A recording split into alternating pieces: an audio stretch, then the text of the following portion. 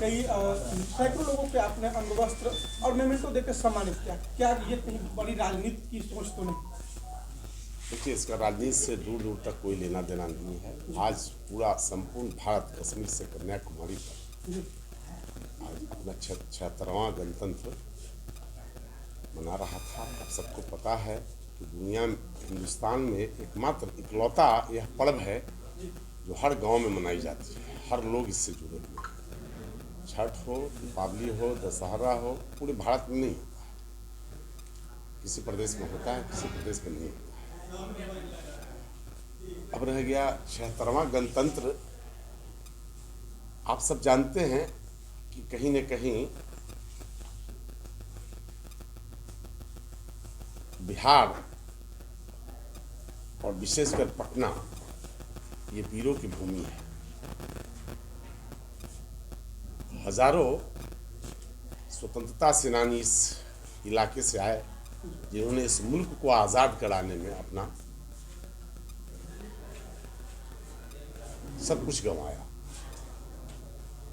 मुल्क आज़ाद तो जरूर हुआ। आज़ादी के बाद देश को एक करके चलाने की जिम्मेवारी तत्कालीन सरकार की रही होगी, या तत्कालीन जो व्यवस्था रहा होगा तो व्यवस्था की सरकार थी। 1936 में एक व्यवस्था की सरकार बनी थी।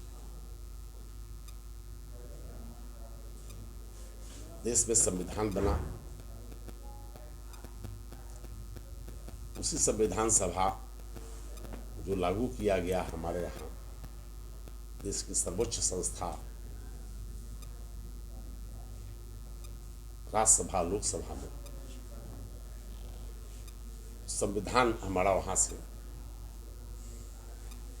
जिसमें आपको अमीर, गरीब, अकलियत, पिछड़ा, दलित, कमजोर, किसान, महिला, विधवा, विकलांग, सबको हकूक संविधान ने दिया।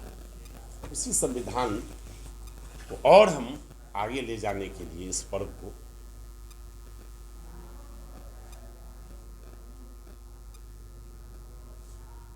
मुल्क अभी बहुत परेशानी में है, बहुत कठिनाई के दौर से गुजर रहा है। देश के स्वतंत्र हुए एक लंबा अवधि गुजर गया। सुई भी जहाँ नहीं बनती थी जिस मुल्क में, हमने अनेकों सरकारें, नेहरू जी से लेकर के वर्तमान तक की सरकारों ने सबने काम किया इस मुल्क की ताकत बढ़ाने के लिए। कहने के तो हम विश्व की चौथी आर्थिक शक्ति जरूर हैं, लेकिन कागज का एक टुकड़ा हम समझते हैं कि है। जो अभी वैश्विक स्तर पर जो भारत के लिए चैलेंजेज हैं, आज के डेट में आपके माध्यम से हम युवाओं को, तो आने वाली पीढ़ी को हम लोग याद दिलाना चाहेंगे कि पर कैपिटा इनकम हमारा भी बहुत कम है। ऑलमोस्ट श्रीलंका और नेपाल के बराबर है। सरकारों ने काम किया है, लेकिन और काम करने की जरूरत है। बधाई, हम लोग बधाई भी देते हैं 76वां गणतंत्र के अवसर पर, शुभकामना भी देते हैं, लेकिन साथ साथ इन सब के साथ भी वर्तमान सरकार से आग्रह करेंगे कि जो जीडीपी है उसको तेजी से बढ़ाने का और नियंत्रण बनाए रखने का, पर कैपिटा इनकम और जो युवाओं को रोजगार देने के लिए सरकार ने जो योजना बनाई है उस पर काम करना चाहिए। यही सबसे बड़ी इस मुल्क की उपलब्धि का कारण है। कौन क्या बोल रहा है इससे मतलब नहीं है। आप जानते हैं इंडिया इंटैक्ट है, गठबंधन हमारा इंटैक्ट है। राहुल जी ने उस दिन भी मंच से बोला, हम मंच पर थे, हम लोग सारे चर्चा में थे।